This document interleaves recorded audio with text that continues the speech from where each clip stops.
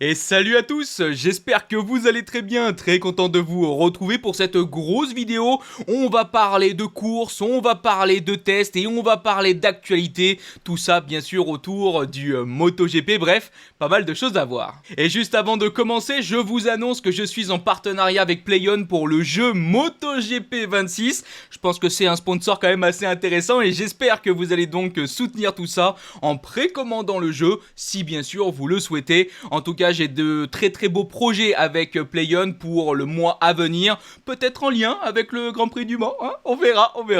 Mais bref, voilà, petite vidéo pour vous mettre peut-être l'eau à la bouche sur ce jeu qui sort dans quelques jours, précisément le 29. En tout cas, pour première partie de vidéo, on va évidemment revenir sur cette course du dimanche de la catégorie Rennes. Maintenant, je vous le dis tout de suite, je vais pas vous faire une analyse en long et en large, parce que c'est vrai qu'il n'y a pas eu non plus énormément de rebondissements, énormément de faits marquants. On a pu voir un Alex Marquez ultra dominant et ce week-end d'un point de vue général il était au-dessus, hein. C'est ce que tous les autres pilotes ont dit. C'est vrai que samedi il y a eu la pluie, une course flag to flag, donc ça a changé la donne et ça s'est compliqué pour Alex, mais on a pu voir hein, que sur le sec, lors de cette course du dimanche, Alex Marquez était vraiment beaucoup plus rapide. Peut-être que son frère, s'il n'avait pas chuté, aurait peut-être pu mettre un peu son grain de sel là-dedans, mais ça me semblait compliqué, mais au moins on aurait peut-être pu avoir une belle baston entre Marco Bezzecchi et Marc Marquez. Ça manque, hein. J'aimerais bien voir vraiment un vrai gros duel entre ces deux hommes. Bon, évidemment cette course a été aussi marquée hein, par cette fameuse chute de Marquez. Bon, Marc il a dit qu'il comprenait pas trop pourquoi il avait chuté, mais il a dit que souvent dans les chutes hein, c'était la faute du pilote, donc c'est sûrement sa faute. Bon, moi j'aime bien toujours cette mentalité de Marc Marquez qui va pas commencer à trouver 10 milliards d'excuses pour essayer d'expliquer peut-être son erreur. Lui il dit tout de suite, je comprends pas mais c'est mon erreur. Et bon, c'est évidemment un coup dur pour le championnat du monde alors qu'il avait repris 12 points lors de la course sprint. Là de nouveau il y a des points qui s'envolent et il se retrouve à 44 points si je me rappelle bien au championnat du monde du premier qui est Marco Bezzecchi qui finalement a fait vraiment une belle opération lors de ce week-end de Jerez. Bref... D'après certaines analyses, apparemment, il y avait pas mal de vent dans ce virage et ça pourrait être l'une des explications de pourquoi Marquez a chuté. Parce qu'il a aussi déclaré hein, qu'il n'était pas rentré plus fort, il avait même freiné plus tôt que le tour d'avant. Bref, il n'a pas fait quelque chose d'absolument aberrant, mais malheureusement... Il est parti à la faute. Enfin bref, pour redonner un petit mot sur Marco Bezzecchi, c'est donc un bon week-end comme j'ai pu vous le dire en termes de points. Le samedi a été compliqué, une chute avec la météo, hein, c'était vraiment le bazar. Mais il y a eu aussi un problème au départ. Alors apparemment, hein, c'est lié à Alex Marquez qui a enlevé son tir-off. Et ce tir-off, hein, ce petit bout de plastique, il est venu se loger dans la moto de Marco Bezzecchi. Ce qui apparemment a amené le départ très compliqué de l'Italien. Et puis ensuite, hein, conséquence sur conséquence, la course n'a pas été facile pour lui. Mais bon, on peut dire qu'il conclut le week-end de la meilleure des manières. Il est deuxième, il marque de gros points. Bon, ça va bien pour Marco Bezzecchi. Troisième, je pense que c'est l'homme fort hein, de ce début d'année 2026 chez Ducati, c'est Fabio Di Giannantonio.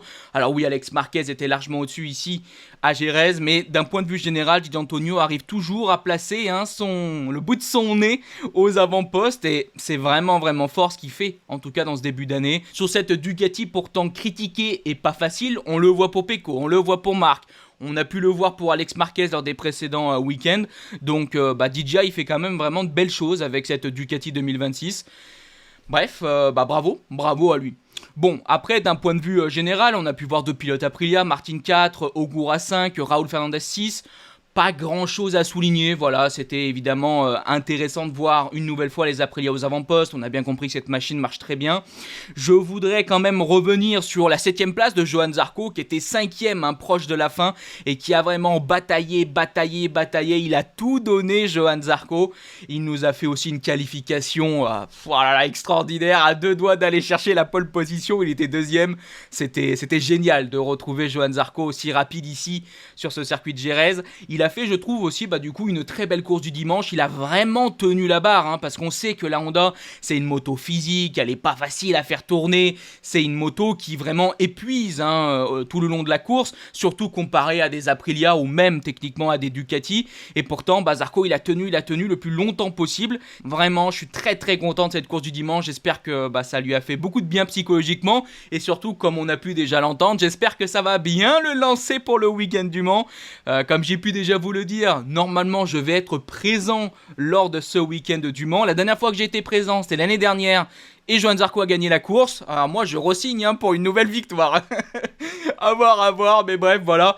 J'espère en tout cas que ça va bien se passer pour Johann au Mans. Et même aussi pour Fabio Quartararo.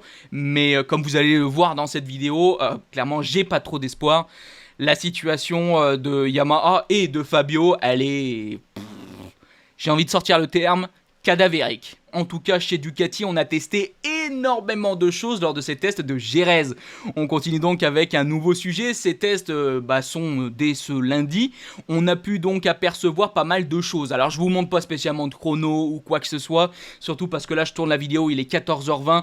Les essais sont encore en cours. Ils vont se terminer à 18h. S'il se passe quelque chose d'extraordinaire, évidemment, on en parlera dans une prochaine vidéo. Mais on a pu donc déjà apercevoir certaines nouveautés chez Ducati. On nous en avait parlé. Ducati préparait pas mal de nouvelles choses du point de vue de l'aéro. Alors niveau photo, on a pu déjà voir du point de vue du bras oscillant, cette grosse pièce.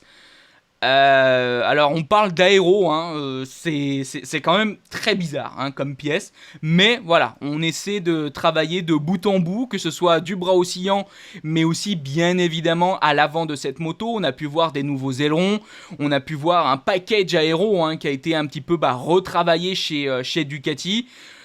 Bon, c'est en lien avec ce MotoGP moderne où tu as l'impression que des ailerons poussent de partout sur ces machines. Quand tu vois les photos, il y a un aileron là, à droite, à gauche, sur le carénage, vers la roue, vers le bras oscillant, Bon, bref. C'est un MotoGP, moi, qui me rend des fois un petit peu dubitatif, mais bon, c'est ce MotoGP actuel. On verra comment les choses seront redessinées l'année prochaine avec le nouveau règlement technique. Je voulais aussi vous parler d'Aprilia parce qu'on a pu apercevoir cette pièce bien particulière à l'arrière de la moto. Alors... c'est Simon Patterson qui l'a posté sur les réseaux. Il dit que il sait pas trop ce que c'est pour l'instant, mais vu qu'il y a un port USB, il pense que c'est plutôt un système de capteur plutôt qu'un vrai composant aérodynamique. Et c'est vrai que ça me semble plutôt logique que ce soit pas quelque chose lié à l'aéro, parce que là, j'ai du mal à bien comprendre comment il marcherait l'aéro là. Avec les deux grosses boules à droite et à gauche, là on a des antennes d'escargot, mais pourtant cette machine elle va vite, clairement. Mais voilà, j'avais envie aussi de vous montrer cette photo sur l'Aprilia parce que ça met aussi en lumière aujourd'hui toutes les technologies et tout le travail qu'apportent tous ces constructeurs pour essayer de peaufiner leur moto. Même quant à la moto qui va le plus vite actuellement, l'Aprilia, il faut continuer de travailler, continuer d'investir pour essayer toujours de progresser et de garder son avance sur les autres constructeurs. Donc bon, en tout cas, comme on a pu bien le comprendre, Aprilia travaille fort, c'est la meilleure moto. On a Ducati aussi qui revient tout doucement. Lors de ce week-end de Jerez, on a pu voir quand même les pilotes Ducati beaucoup mieux. Donc je pense que ça annonce quand même une saison 2026 haute en couleur avec un vrai duel de constructeurs, Aprilia Ducati, et je l'espère un vrai duel de pilotes au championnat du monde. Alors est-ce que ce sera Marc Marquez, Alex Marquez, Fabio Giantonio ou ensuite Jorge Martin ou Marco Bezzecchi, je sais pas, mais voilà, je me dis qu'on peut avoir quelque chose de très très intéressant. Espérons que ça va durer jusqu'à peut-être le tout dernier Grand Prix de cette saison. Bon, on verra bien. En tout cas, j'espère qu'on aura des courses un peu plus bataillées que ce que l'on a eu ici à Jerez. Allez, en tout cas maintenant, pour terminer cette vidéo, on va parler de Yamaha. Et je vous le dis tout de suite, on est en ce moment dans un tsunami, une véritable tempête. Les résultats sont catastrophiques et les déclarations des pilotes sont véritablement salées. Récemment, je vous avais montré par exemple les propos d'Alex Rins. Là, lors de ce week-end de Jerez, on a pu voir un Fabio Quartararo frustré. Et je suis gentil, je pense, quand je dis frustré. La situation est de plus en plus dure, on a l'impression pour le constructeur japonais. C'est vrai que lors du week-end du Brésil, on a pu voir quand même un petit truc assez intéressant, mais d'un point de vue général, dans ce début de saison, c'est vraiment très très dur. Alors je sais, c'est un nouveau projet, ce projet V4, il va falloir laisser du temps, c'est un projet qui va évidemment se peaufiner et se développer sur les années à venir, surtout avec le nouveau règlement technique de l'année prochaine, mais il faut jamais oublier qu'on est quand même au sein d'un championnat, on est quand même là pour se battre face aux autres, et en ce moment on est en train de faire des résultats qui sont très très très compliqués. Et dès le vendredi on a bien compris que ça allait pas très bien se passer, parce que Fabio Quartararo disait déjà que c'était absolument inacceptable la performance qu'il avait réalisée avec cette moto, et le samedi il a fait une comparaison qui je trouve est quand même assez folle. Il a déclaré: on fait les mêmes temps qu'il y a 6 ans. Et oui, en 2020 Fabio roulait à peu près pareil que cette année, en 2026, il réalisait à peu près les mêmes chronos. J'espère que vous vous rendez compte d'à quel point c'est quand même assez dingue de se dire qu'en 6 ans d'évolution, Fabio, il est techniquement au même point ici à Jerez qu'en 2020. Et si vous regardez les chronos de la course du dimanche, l'année dernière, Fabio, il avait terminé à 1 seconde 5, une course exceptionnelle. Vraiment, il avait très très bien roulé avec la Yamaha qui tient dans ligne. Cette année, il termine à 30 secondes. Enfin, 29 secondes quelque chose, si je me rappelle bien. Mais globalement, à 30 secondes. Mais vous vous rendez compte de l'écart de performance avec globalement les mêmes conditions de piste sur la même piste, mais la comparaison de perf entre la moto de l'année dernière et de cette année, mais c'est aberrant. Alors oui, c'est un nouveau projet, oui, bien sûr, on le répète et on le répète, mais quand même, waouh, la claque qui se sont pris les pilotes Yamaha. Surtout que apparemment, d'après motorsport.com, Yamaha a demandé à ses pilotes de faire preuve de prudence dans leurs échanges avec les médias. Alors quand tu vois l'atmosphère actuelle des déclarations, tu te dis que si Yamaha n'avait pas passé un petit message, je me demande ce qu'on serait en train de dire globalement au sein des pilotes Yamaha. Ouais. Alors évidemment avec ces tests donc de Jerez qu'on a ce lundi, on pouvait espérer que Yamaha apporte beaucoup de choses pour continuer de travailler et de développer cette machine pour espérer aller chercher tout doucement un peu plus de performance. Et vous allez voir le constat de Fabio sur ces tests, il fait pas plaisir. Il a déclaré: je n'attends rien en particulier, nous n'avons même pas de moteur à tester. Dans ma tête, je sais exactement ce dont j'ai besoin, mais l'avoir sur la moto, c'est une autre histoire. Nous avons déjà testé presque tout avant lundi, parce que nous le faisons habituellement pendant le week-end. Nous avons testé le nouveau châssis, les ailerons. Donc je n'attends rien en particulier de ce test. Je ne pense pas qu'il y aura une grande amélioration. Nous n'avons même pas de moteur à tester, mais sincèrement, la puissance est ce qui nous préoccupe le moins. Mais la tempête dans laquelle ils sont en ce moment... Ils sont dans un tourbillon, un tsunami, je sais pas quel terme on peut utiliser, mais... C'est... Ouais, c'est vraiment vraiment dur et c'est fou parce que... Bon, on en a déjà parlé, donc je vais essayer de pas trop blablater là-dessus, mais on parle d'un des plus grands constructeurs, il y a énormément d'argent derrière, il y a quand même beaucoup de talent, on a pris des ingénieurs européens, on a essayé de changer la façon de faire pour être dans une façon de faire plus européenne, plus rapide, pour progresser plus rapidement. On a travaillé quand même depuis des années sur ce projet V4, parce que bon, on l'a pas pondu là, il y a 3 mois, bien évidemment, ce projet V4, donc on a beaucoup travaillé, beaucoup investi, et quand tu vois les performances et l'ambiance générale là de ce début de saison 2026, je suis désolé de ce que je vais vous dire, mais j'ai l'impression qu'il n'y a rien qui va. Et tiens aussi, j'ai failli oublier pour presque vous mettre la cerise sur le gâteau, on a aussi appris que du point de vue des moteurs, il y a peut-être aussi quelque chose qui pourrait coincer un peu chez Yamaha, parce que Fabio Quartararo est le seul pilote à avoir inauguré un 4e moteur lors de ce week-end de Jerez en 4 courses. 4 moteurs qui ont donc été utilisés. Alors attention, ça ne veut pas dire que le 3e, le 2e et le premier moteur sont spécialement HS, mais c'est quand même signe peut-être qu'on use le moteur un peu trop ou qu'on essaie d'autres choses. Bref, c'est quand même pas un indicateur qui est très très positif.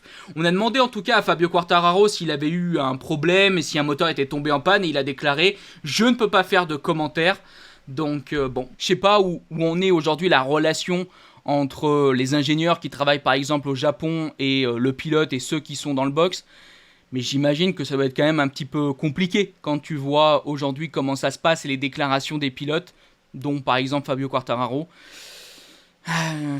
Ouais, je sais même plus quoi vous dire. J'avais envie quand même d'espérer qu'à Jerez, sur un circuit européen, sur un circuit qui, je rappelle, historiquement réussit beaucoup à Yamaha, mais aussi à Fabio Quartararo. C'est quand même un circuit qui est mythique pour lui. C'est là où il a fait, si je me rappelle bien, sa première victoire en MotoGP. C'est même là où il a fait sa deuxième. Hein. Je crois qu'il les avait enchaînés. Hein. C'était l'époque Covid, il y avait eu 2 Grands Prix à Jerez. Donc c'est un circuit qui est tellement important pour Fabio, un circuit où il a tellement brillé. Quand tu vois là la perf, je me dis que la saison va être vraiment, vraiment très longue. Mais bon, bah c'est comme ça, il va falloir attendre. Il va falloir espérer que 2027 soit mieux, mais bah, quand tu vois ce qu'ils ont pondu en 2026, il y a de quoi quand même être assez frileux pour 2027. Donc voilà en tout cas les quelques actualités, les quelques informations que j'ai pu trouver intéressantes. J'espère que cette vidéo vous a plu, et si elle vous a plu, n'hésitez pas à liker, partager, commenter. Un grand merci encore une fois à PlayOn d'avoir sponsorisé cette vidéo, et j'ai hâte pour la suite. Bref, je vous dis bye bye les potes, bisous.